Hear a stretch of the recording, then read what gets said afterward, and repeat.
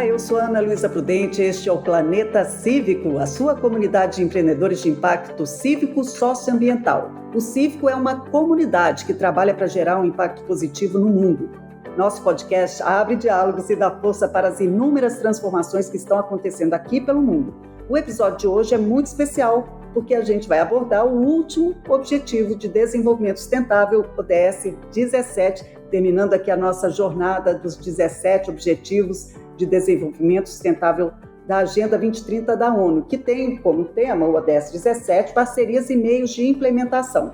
Por isso, no episódio final dessa primeira temporada do Planeta Cívico, a gente vai reforçar os meios de implementação e revitalizar a parceria global para o desenvolvimento sustentável.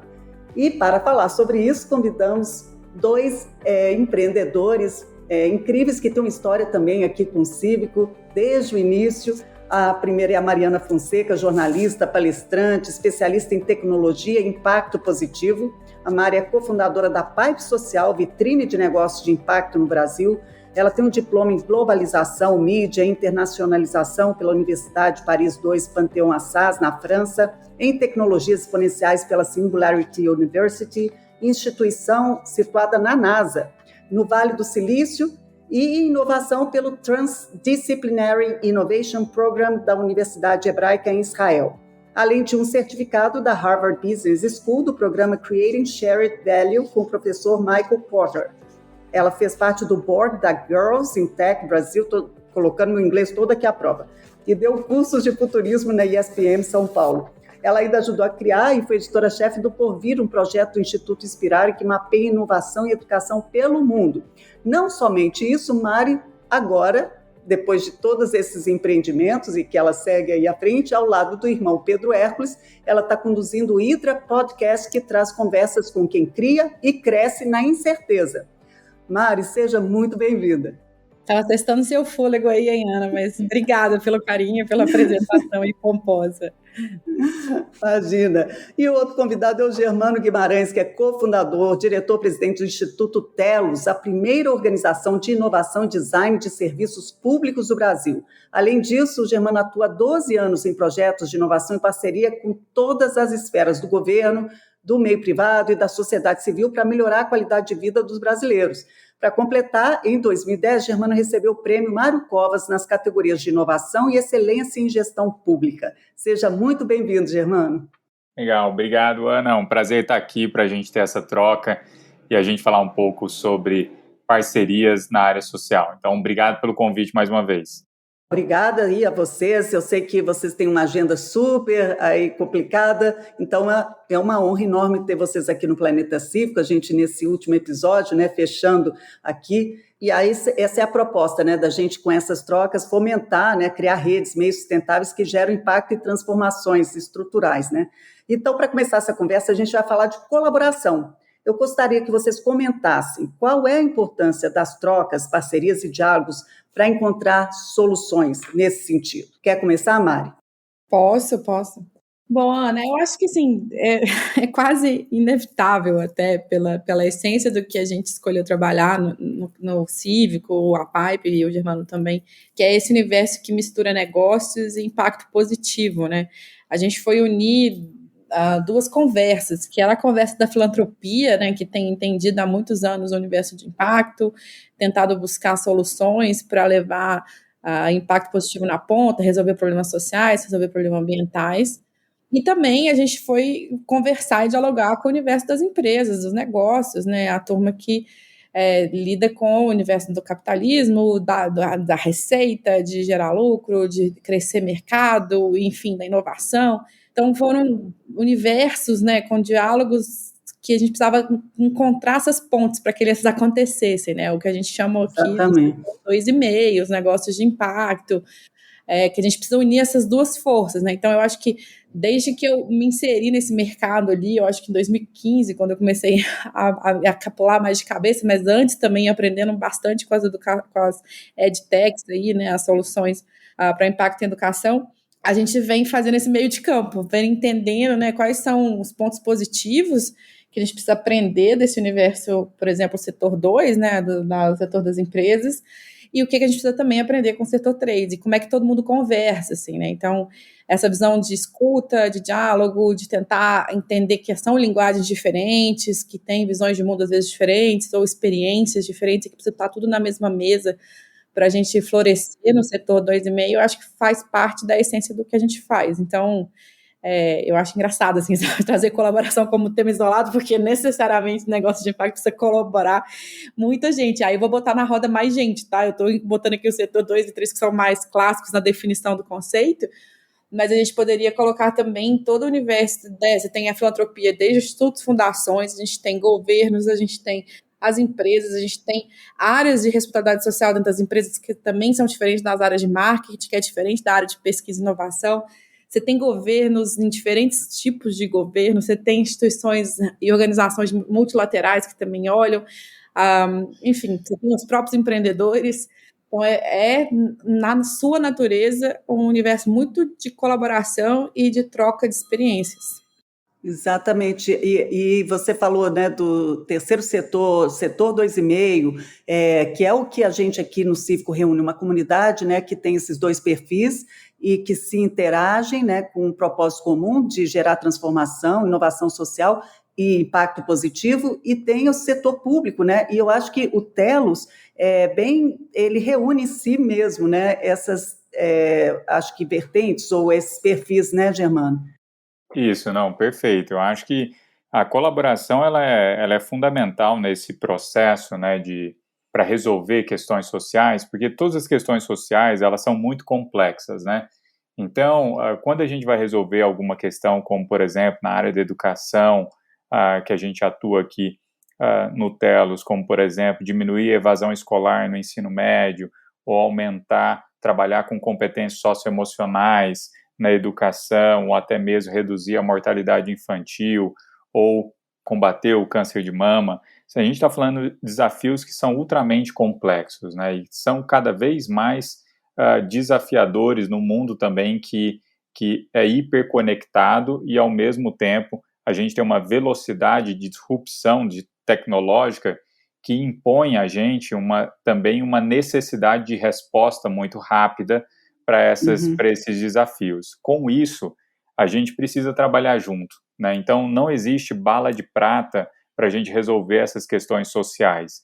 Então, a gente precisa, muitas vezes, envolver o poder público, a sociedade civil, a iniciativa privada, e hoje, né, principalmente também as startups, que têm uma velocidade muito grande na criação de soluções para problemas muito concretos, para que a gente possa plugar essas soluções, muitas vezes, inclusive, em experimentos que estão sendo feitos pela sociedade civil e utilizando o governo para escalar essas soluções, né? Então, por exemplo, e quando a gente fala no poder público, né, a gente tem desafios que são muito grandes do ponto de vista também de acesso e impacto.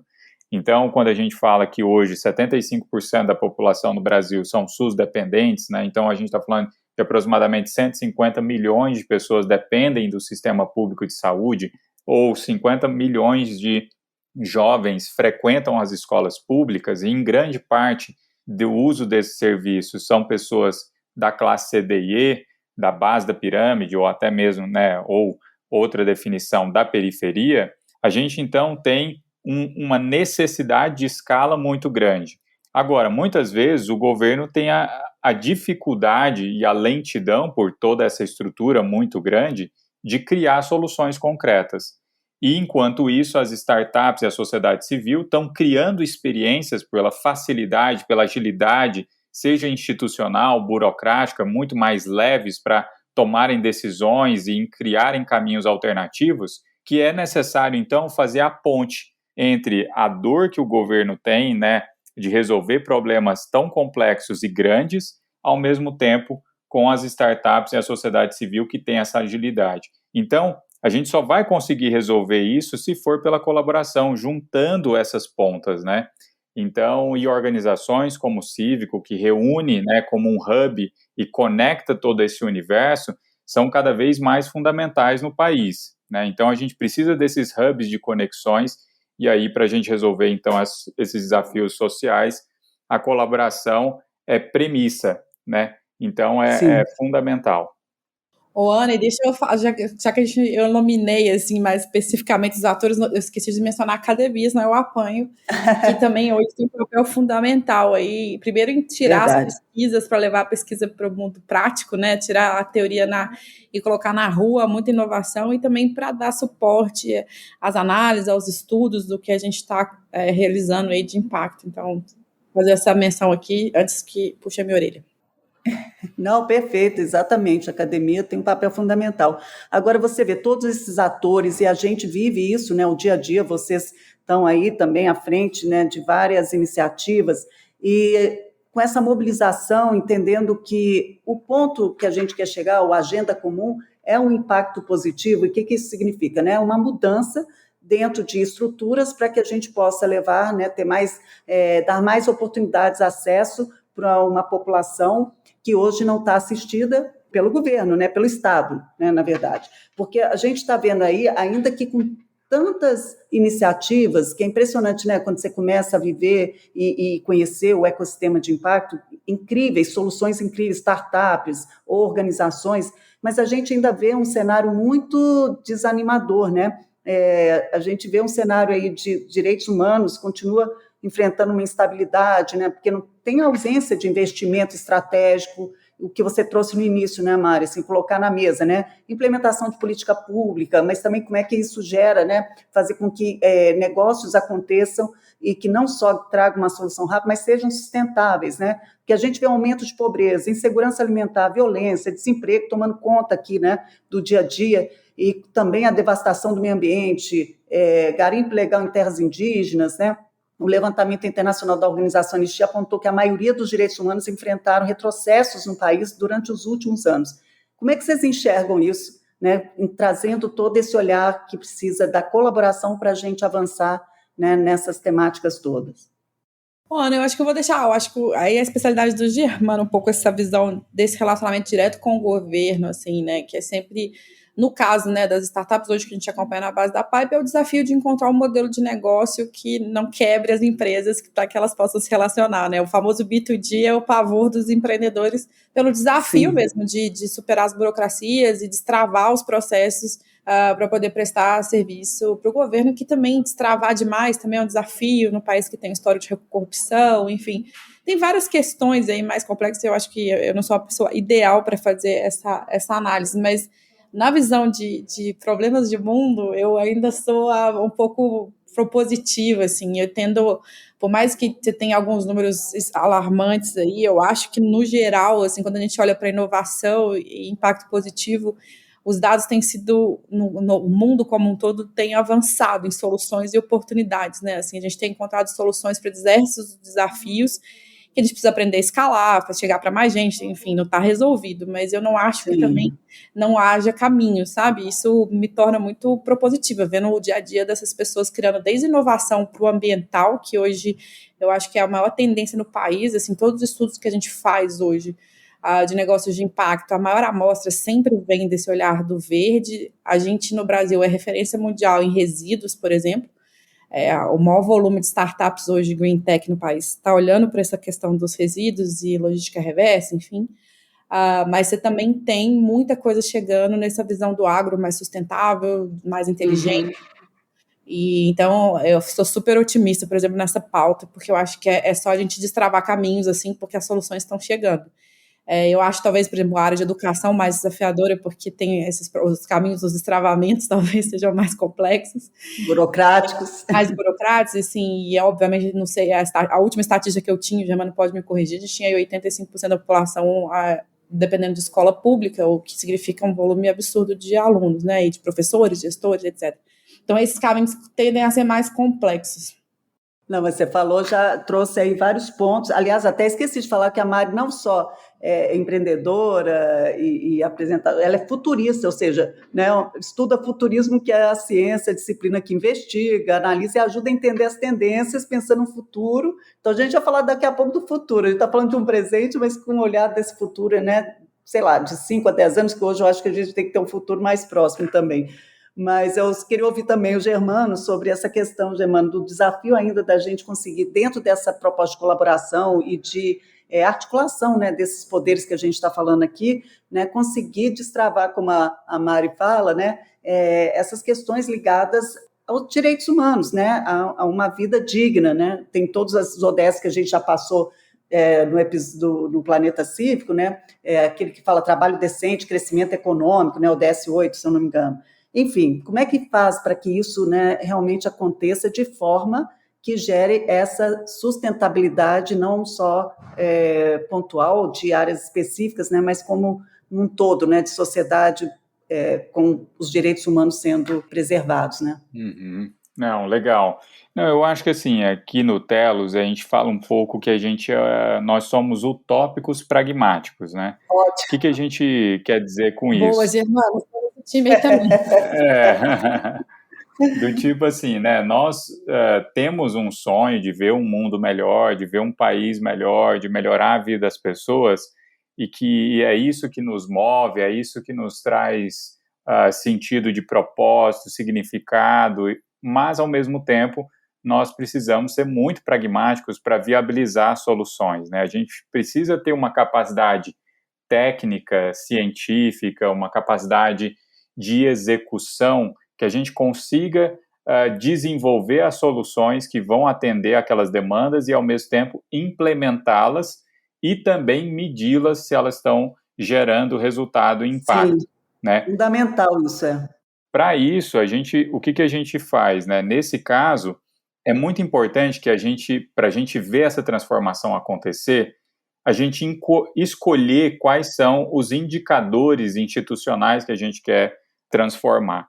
Então, quando a gente fala, por exemplo, os direitos humanos, existem diversos desafios dentro dessa temática. Então, é muito importante a gente escolher um desafio que seja muito objetivo e específico e que, inclusive, seja mensurável. Né? Então, se a gente está escolhendo um desafio, olha, eu quero reduzir o número de pessoas em situação de rua em São Paulo. Então, esse é um desafio específico. Você consegue ter um indicador institucional, inclusive provavelmente da prefeitura, do governo do estado ou do governo federal, que mede a quantidade de pessoas que estão em situação de rua. Olha, eu quero aumentar a inserção de mulheres no mercado de trabalho na área de tecnologia.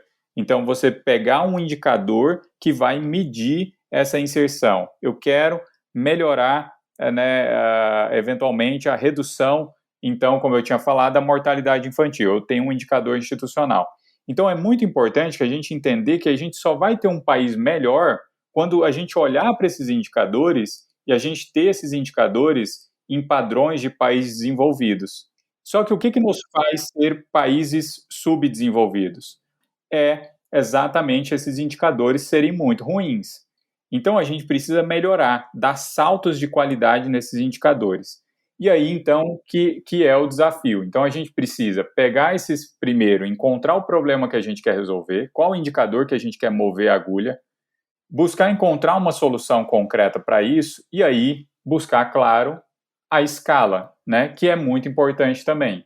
E aí, nesse processo, quando a gente fala de escalar e tal, e principalmente quando a gente fala, no nosso caso, de políticas públicas, existe uma curva de aprendizado, existe uma curva de maturidade, né? Então, mesmo que seja uma startup que tem uma solução muito criativa para resolver um desses problemas, como, por exemplo, eu citei, não é da noite para o dia que ela vai fazer uma parceria com o governo, né? Porque Sim. O governo tem uma realidade que impõe a necessidade, muitas vezes, de um fluxo de caixa um caixa muito grande, porque os ciclos de vendas para governo são muito grandes, precisa passar por licitações, isso não tem nenhuma garantia que você vai ganhar, existe toda uma necessidade de compliance, existe uma necessidade de governança, que são coisas que, muitas vezes, para uma startup se torna caro. Mas, ao mesmo tempo, existem caminhos. Então, um dos caminhos, por exemplo, para uma startup escalar sua solução de transformação social, primeiro é a parceria com a sociedade civil ou com a iniciativa privada. Então, às vezes, você criar o efeito demonstração, né? Então, é muito importante que a startup consiga mostrar casos concretos, comece a mostrar números para que possa inspirar o governo a contratar. E aí, no futuro, quando essa a solução estiver bem testada e validada, o governo sente mais confiança de escalar essa solução. E para escalar, inclusive, hoje a gente tem um marco regulatório das startups que ajudou muito a regulamentar como que o governo contrata a inovação dessas startups, inclusive criando o sandbox, né, que é uma espécie de uma autorização, né, legal que o governo tem para prototipar, testar soluções que nunca antes foram testadas ou que têm ainda uma curva de maturidade muito incipiente. Então, o que permite o governo tomar mais risco nas inovações. E, por fim, o Telos, inclusive, está contribuindo com um projeto em parceria com o Tribunal de Contas da União. A gente está fazendo um projeto em parceria com eles, que nós vamos lançar no segundo semestre desse ano, até o final do ano, uma plataforma que vai orientar o gestor público sobre todos os instrumentos de contratação de inovação, né? Então, desde a encomenda tecnológica... Ai, que legal! Música para os ouvidos, a turma aqui. Pois é. Não, muito bacana, a gente está muito entusiasmado, porque ali é uma espécie de mapa, né, de como o gestor público que quer inovar, que quer contratar startups que tem uma solução disruptiva, qual instrumento de contratação ele utiliza. Então, nós mapeamos ao todo 6 instrumentos que ele pode utilizar, e o que é muito bacana, vai ter, então, essa chancela, vamos dizer assim, né, do Tribunal de Contas, estimulando com que o governo contrate mais inovação e busque inovar em suas políticas públicas. Então, acho que é um pouco por aí que a gente vê aqui, também pela nossa experiência no Telos, de como a gente pode, então, né, sermos utópicos, mas, ao mesmo tempo, muito pragmáticos, resolvendo problemas que são concretos, que são mensuráveis, e, ao mesmo tempo, para parcerizar com a política pública, né? Tem a ver a sua plataforma com a Mari, com o Pipe Social, né, Mari? Não, mas eu ouvindo o Germano falar, isso é muito legal, assim, porque é literalmente esse tipo de colaboração do mercado, e eu acho que na área de governo ninguém melhor do que o Telos para falar disso, porque a história na teoria das startups de impacto é essa: eles vão achar um problema, ser pragmático ali, entender qual é o indicador que você vai conferir nesse problema, que você vai acompanhar, achar um modelo de negócio que sustente a sua solução, que resolve aquele problema, que você mensura com aquele indicador, e aí você vai para o mercado tentar apoio para crescer, né? E aí, muitos casos aqui no mercado de impacto, a gente tem esse capital paciente de fundos de investimento ou de parcerias, né, de venture philanthropy, que a gente chama, que é essa parceria, muitas vezes, desse dinheiro de filantropia, de doação com dinheiro que vem do VC, que vai acompanhar no mercado financeiro, que vai exigir essas métricas, vai apoiar na governança, vai apoiar na qualidade dessa mensuração de impacto. Enfim, essa jornada é muito clara quando a gente fala desses atores, né, institutos e do dinheiro, do mercado financeiro, dos fundos de investimento, dos VCs, etc., dos investidores anjos. Mas é sempre desafiador quando fala de governo, e é muito interessante o Telos estar trazendo para a mesa esse suporte nessa jornada, com essa mesma lógica aí de utopia pragmática que eu adorei, que precisa também chegar quando se fala em atender governo. Então, fico super feliz com essa novidade. Agora, tem quando você começou a falar, Germano, eu fiquei pensando aqui, né, dessa utopia pragmática que eu também adorei. Como é que a gente faz para solucionar algumas questões que aí você citou uma delas, que são temas muito complexos, como essa questão das pessoas em situação de rua, que é uma questão global, né? Isso aí é uma pandemia, não é algo localizado só no Brasil ou na cidade de São Paulo. Então, eu me lembro que teve uma época que isso sempre me mobilizou, e eu vi e fiz uma série de matérias para o Muda Tudo na época, sobre soluções que em outros países haviam sido, né, encontradas a partir dessa dor, desse problema, né, que é um problema que gera vários problemas, né? E aí, assim, você vê, tem vários exemplos, mas não se consegue chegar, né, num modelo, e aqui no Brasil, me parece que a gente está muito ainda, né, submetida a uma ação do Estado, né? Eu estou trazendo isso aqui porque eu sei que existem iniciativas e para várias áreas, né, quando você fala de impacto social e ambiental, mas situações como essa, como é que a gente faz, né, para criar esses indicadores, entende? Sim, eu acho que nesse caso, assim, a gente precisa. Hoje existem muitos indicadores institucionais, né? Existem hoje, por exemplo, indicadores que o governo utiliza para medir o quanto, né, aquela região ou aquela política pública está sendo implementada. É claro que as nossas bases de dados, inclusive no governo, ainda são muito desafiadoras, assim, né, do ponto de vista de base de confiabilidade. Mas existem indicadores pré-definidos. O que eu acho que existe uma necessidade, muitas vezes, é o alinhamento desses indicadores e também metodologias e diretrizes, inclusive de órgãos multilaterais, como a gente está falando aqui do ODS 2030, que tudo isso precisa estar mais alinhado, né? Então a gente precisa começar a ter um esforço de convergência, né? A gente precisa ter mais também esse olhar de que, olha, o governo está buscando resolver um problema. Por que eu, sociedade civil, vou reinventar a roda e querer resolver um problema que, diferente do que todo mundo está buscando, inclusive um setor público onde emprega ali, né, milhões e bilhões de reais em recursos públicos para resolver aquilo. Essas coisas precisam estar alinhadas, né? Então, eu acho que, ao mesmo tempo, por exemplo, se eu vou criar uma política pública, como que eu crio essa política pública alinhada ao ODS e aos desafios 2030, as metas do 2030? Então, como que eu consigo, de alguma forma, alinhar tudo isso? Então, eu acho que esse processo de alinhamento institucional, de alinhamento dos indicadores, que a gente fale a partir também da mesma linguagem. Que eu vou dar um exemplo, né, para tangibilizar. Quando a gente fala, por exemplo, na área de educação, a gente precisa melhorar a qualidade da educação. O que a gente está falando? A gente está falando de IDEB e a gente está falando de PISA.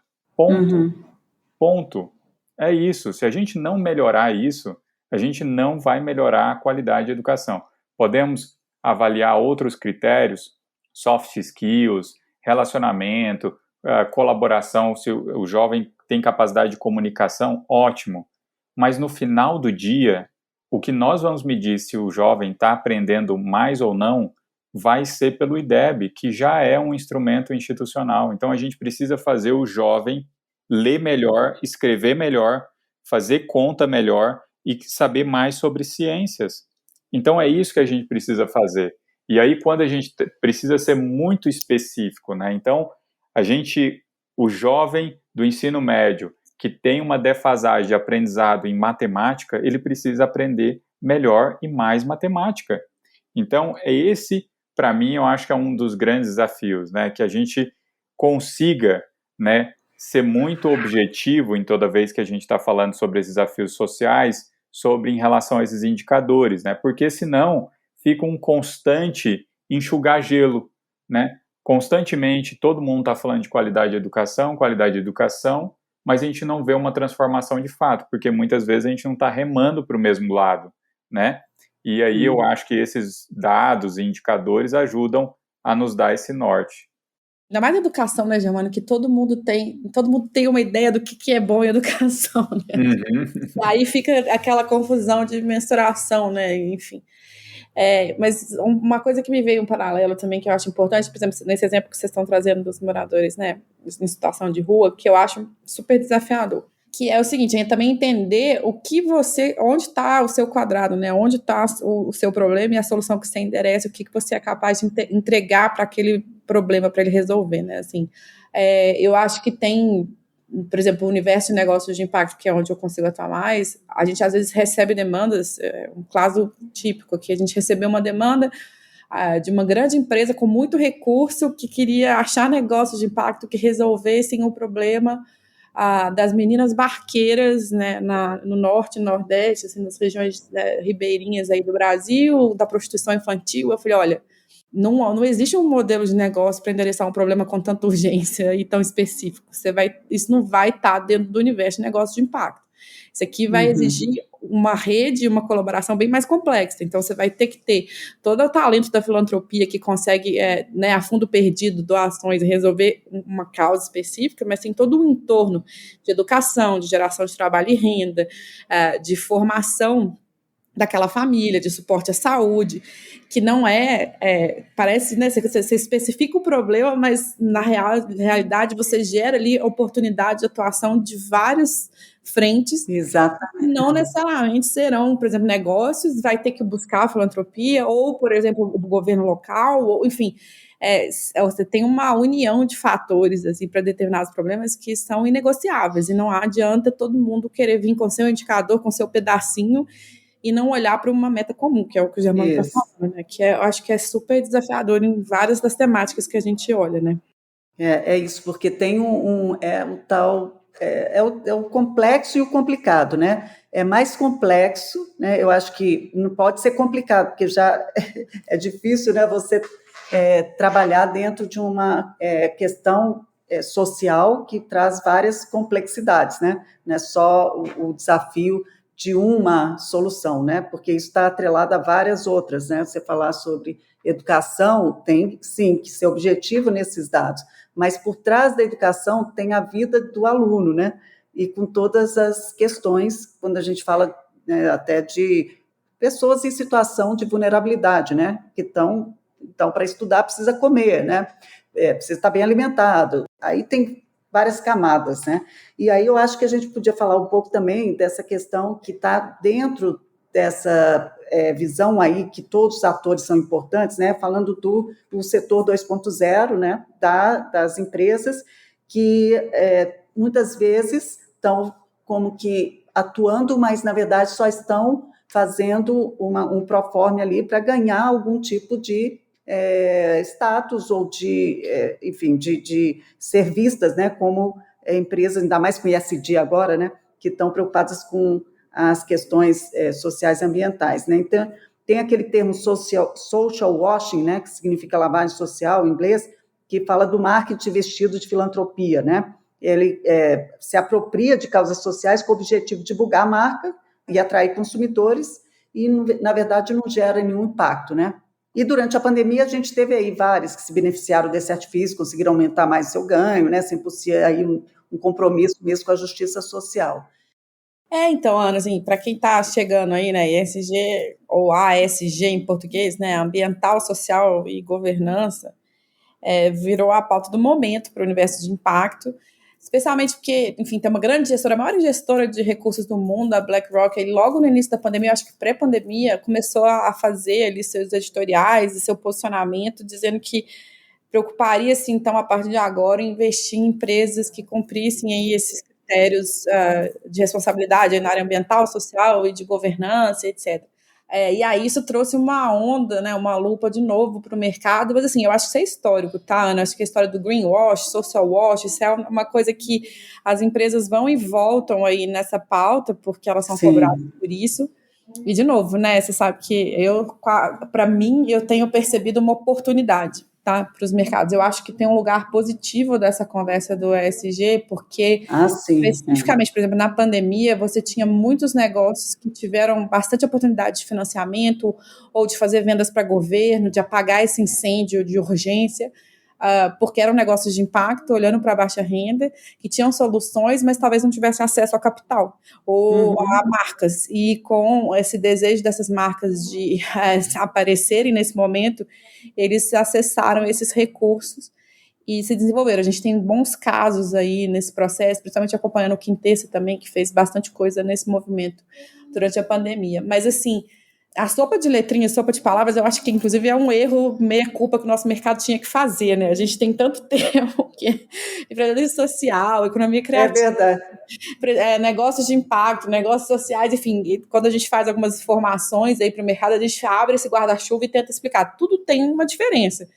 Mas você consegue ter um grande chapéu aí que está olhando para impacto. Mas o que eu acho que a gente tem oportunidade agora, porque quando o mercado financeiro posiciona essa regra, qual que é a vantagem, tá, no mercado financeiro? eu não acho que ele está, quando ele fala ESG, você está falando de empresas que vão mitigar, na maioria dos casos, os seus impactos, não que elas estejam gerando necessariamente impacto positivo, tá? Honestamente. Sim, bom fazer isso, essa pontuação. Elas vão cuidar de mitigar os seus impactos negativos, elas vão cuidar de ter uma outra bandeira ali que elas vão dar apoio, mas não necessariamente elas estão ali resolvendo problema social ambiental no seu core business, que é o caso dos negócios de impacto. Mas, obviamente, elas são potenciais clientes para esses negócios e podem trazer bastante recurso para o setor, o que é uma boa notícia. Mas o que eu estava dizendo do mercado financeiro que me interessa é que é um mercado que, principalmente as empresas que começam a fazer abertura na bolsa e querem acessar esse capital, elas são empresas auditáveis, elas são empresas que vão ter que prestar contas, elas vão ter empresas que vão ter que trazer um certo pragmatismo nessa mensuração. E se a gente começa a subir a régua do que a gente quer ver de dado, de resultado, de entrega dessas empresas, é interessante que mais empresas queiram se posicionar assim, porque aí a gente vai para um lugar mais pragmático de que elas vão ter que prestar essas contas. Porque quando a gente estava num discurso mais de bandeiras, de apoio, eu falo que ficava no pessoal do marketing. O pessoal do marketing é super bem-vindo se vier também o pessoal de pesquisa e desenvolvimento, o pessoal de inovação. Quando mistura todo mundo e colabora, fica o processo muito mais rico. Mas eu acho que esse olhar de mensurar e expor resultados, né, e ter um pouco de telhado de vidro ali, né, de ter que se mostrar que o mercado financeiro prega, me interessa. Se ele vai, de fato, acontecer, estamos aguardando o futuro.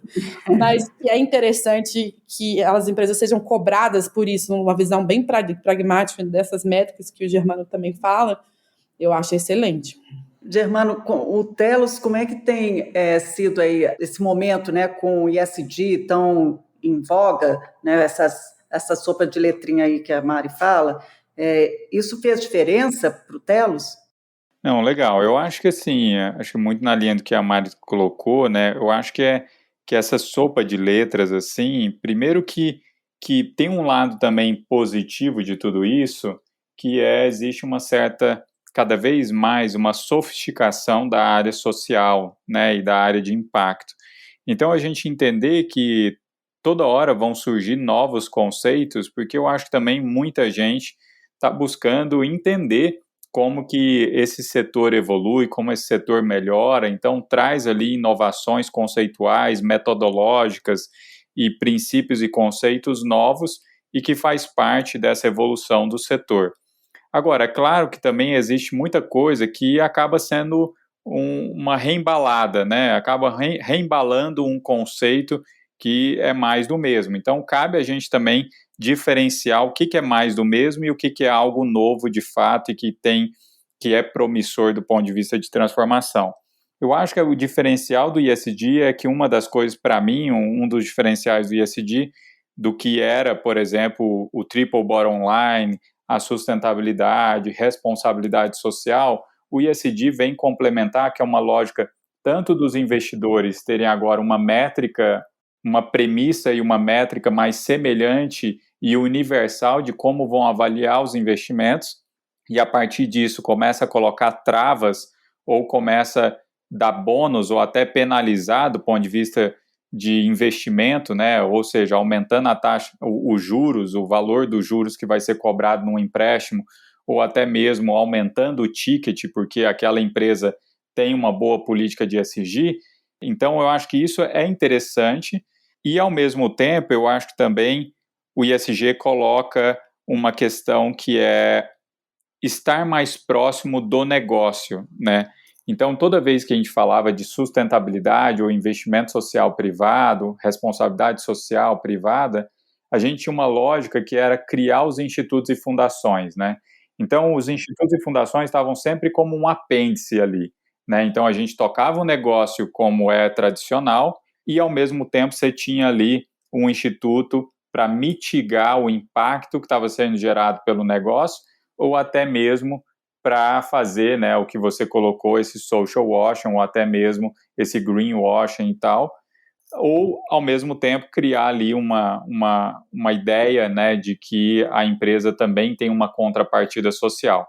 Mas, ao mesmo tempo, você tem institutos e fundações empresariais que fazem um trabalho muito bem feito e que, inclusive, começam a impactar no negócio, né, fazer recomendações para o negócio de um novo modelo de negócio, inclusive de novos produtos e serviços.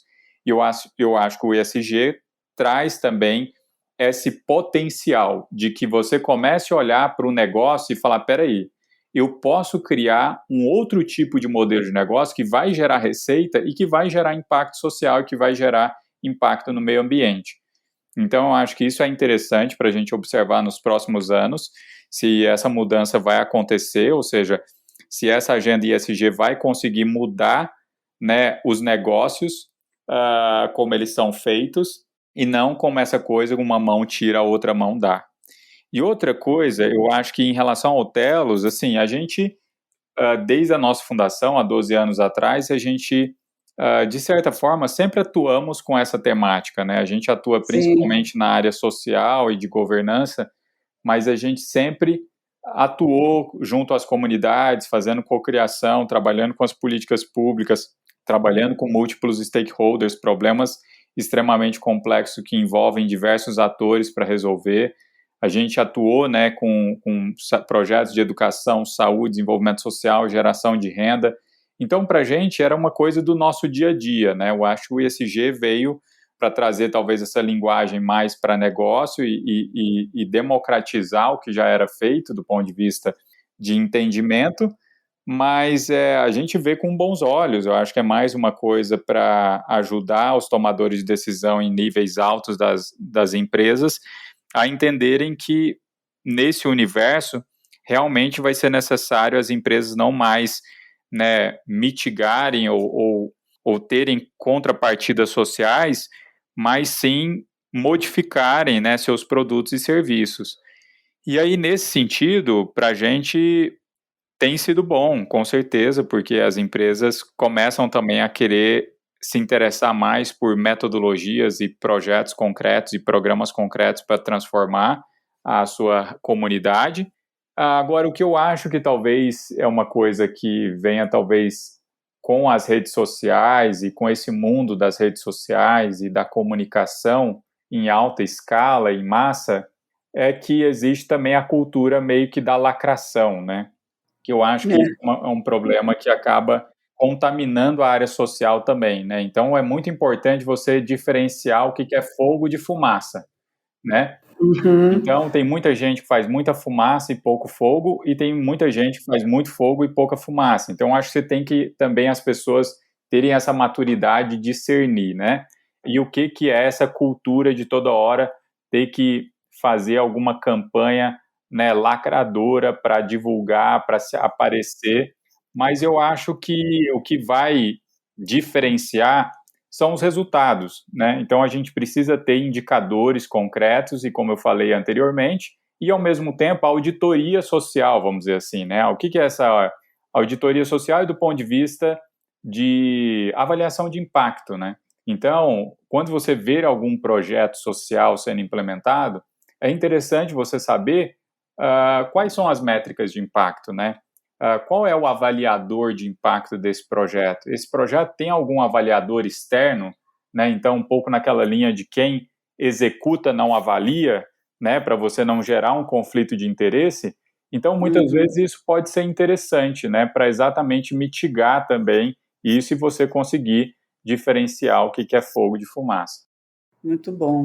Nós estamos aqui, chegando no final aqui do podcast, esse último episódio do Planeta Cívico, ODS. Fizemos aqui, esse é o 17º episódio, né, ODS 17, fechando aqui toda uma jornada, trazendo para discussão, né, todos esses desafios, mas com esse olhar construtivo, viu, Mário? A gente pensando nas soluções mesmo. E eu gosto, né, de fechar com essa visão que eu acho que tanto você como o Germano também trouxeram, né, das oportunidades. Você, né? Você sempre foi a jornalista do propositivo.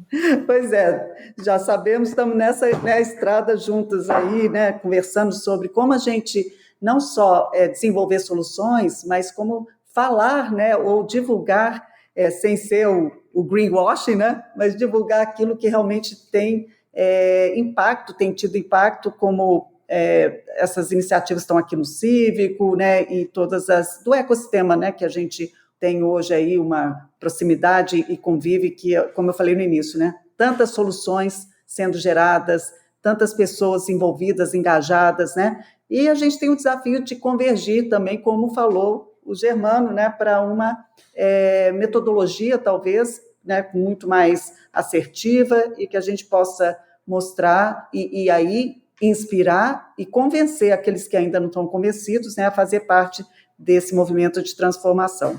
Então, eu queria só, antes de encerrar, né, pedir para vocês fazerem aí um comentário final. Mari, você que é futurista, falei ali atrás, né, que está sempre analisando, vendo aí as tendências. Eu queria que vocês, a partir do que vocês também já vivem, conhecem, né, como a Agenda 2030 da ONU e os desafios de impacto cívico, socioambiental, que é também uma sigla, né, ESG, quando a gente fala cívico, socioambiental. Como é que vocês estão enxergando aí esse momento que a gente agora retoma depois de uma pandemia, 2 anos de pandemia, né, e está chegando no final do ano, 2022, como é que vocês estão vendo aí, pelo menos 2023, ou, quiçá, né, daqui a 5 anos? Aninha, vou ser rápido, assim, primeiro eu queria deixar uma frase, o Germano falou uma coisa que eu tenho uma frase que eu roubei do Guilherme Leal, que ele fez uma vez no Day One da Endeavor, falando da Natura, que ele fala assim, eu vim de uma geração em que a gente empreendia, ganhava dinheiro e depois abria o Instituto, uma fundação para ir resolvendo os problemas que ficaram no meio do caminho.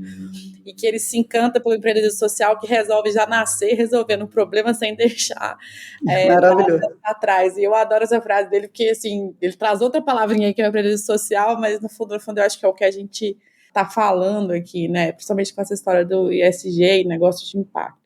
E aí, Ana, já que você está provocando, assim, nesse momento a gente está fazendo alguns estudos muito legais de tendência, olhando especialmente aí para impacto e algumas tecnologias, mas tem uma coisa que tem batido muito na tecla, e eu acho que o Germano trouxe muito forte hoje aqui também, que é o racionalismo. A gente voltar um pouco, lembrar um pouco do racional e da preocupação com os dados, com a informação, a gente diminuir um pouco essas paixões, né? E essas torcidas, seja política, seja social, seja etc., para a gente poder abaixar a poeira e começar a trabalhar com coisas concretas, com dados, com métrica, com possibilidade de resolução. Uma vez que você consegue ter os dados e a concretude do que você está olhando, você poder propor coisas concretas para resolver também. Então, uma coisa que a gente tem visto muito nas pesquisas de tendência recentes são essas. Uma demanda quase que, tá bom, gente, estamos cansados de fake news, polarizações, o mundo todo, tá, nem só o Brasil. Agora a gente precisa começar a trazer de volta essa visão mais racional, pé no chão, do que eu tenho na mão, qual é o dado, qual é a informação, como que mexe ali, para a gente acalmar um pouco esse lado emocional que governou a gente bastante aí nos últimos anos, né?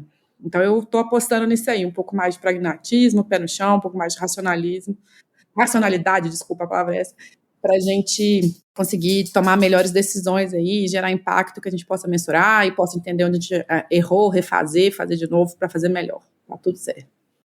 Legal. Bom, eu vou muito na linha do que a Mari trouxe, né? Eu acho que, de fato, assim, a gente precisa, como a gente falou no início, né, do podcast, que os desafios são muito complexos, né? A gente está vivendo num mundo que é muito rápido, muito disruptivo, e com uma escala de comunicação muito grande. Ao mesmo tempo, a gente tem feito algumas coisas aqui no Telos que a gente tem falado que o Telos, né, sempre trabalhou com design social e design de serviços públicos, e a gente tem colocado a nossa metodologia, que é o design baseado em evidências, né? Que é assim, por mais que um desafio seja muito complexo, como que a gente diminui os achismos, né? Então, como é que a gente diminui do que eu gostaria ou do que eu acho que é importante para aquela população. Então, como você tinha comentado, assim, Ana, se a gente pega um desafio, por exemplo, de populações altamente vulneráveis, como, por exemplo, pessoas em situação de rua, é um desafio extremamente complexo, né? Multifacetado, a gente Sim. vai ter desafios de saúde mental, a gente vai ter desafios de dependência química, a gente vai ter desafios de empregabilidade, a gente vai ter desafios estruturantes, assim. Agora, o que a gente consegue resgatar, né, em evidências científicas, em estudos, que a gente consegue comprovar de que, olha, em outros países, cidades que foram feitas que foram implementadas essas soluções geraram esses resultados para a população em situação de rua. A reincidência de população em situação de rua diminuiu em X% quando essa ação foi implementada, quando foi dada uma casa, quando foi entrado com um protocolo de assistência social, quando foi feito um trabalho de acolhimento, quando foi feito um trabalho de dependência química, de saúde mental. Então, quais são os dados que mostram, por outras iniciativas e estudos científicos, que a gente conseguiu reduzir aquilo? Então, eu acho que quando a gente também vai por essa linha, a gente, ao mesmo tempo, não limita a criação, não limita a inovação. A gente pode criar, mas baseado também em evidências, né?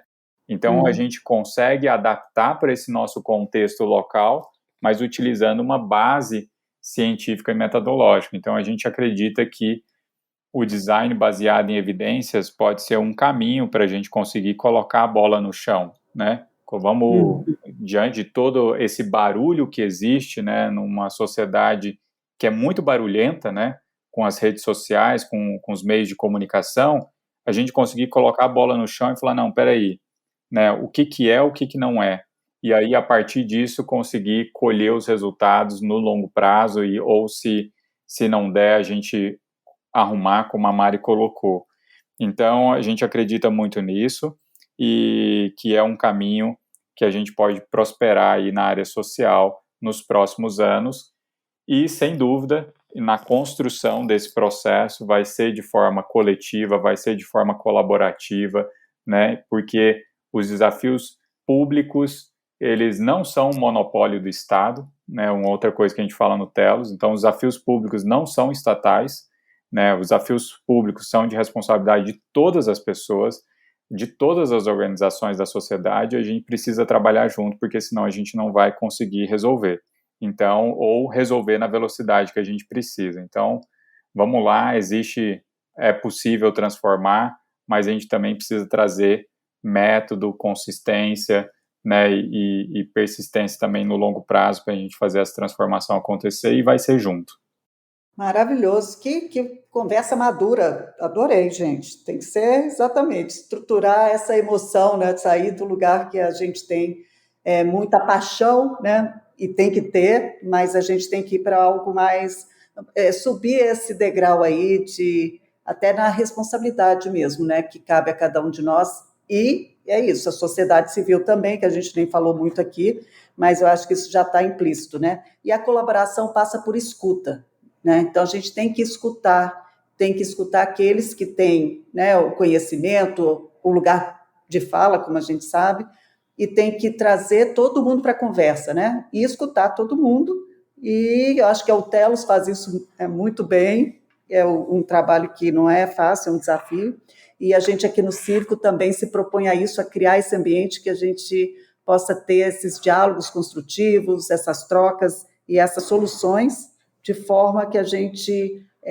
não fique só na bolha, né? Que é o que a gente está dizendo aqui no final das contas. A gente tem que sair disso para que isso faça sentido e impacte mais e mais pessoas. Então, olha, só agradecer aqui, Mari e Germano, uma honra enorme ter vocês aqui no Planeta Cívico, encerrando a nossa temporada, né? Muito obrigada aí por vocês darem esse momento aí do tempo precioso de vocês para falar sobre parcerias, meios de implementação.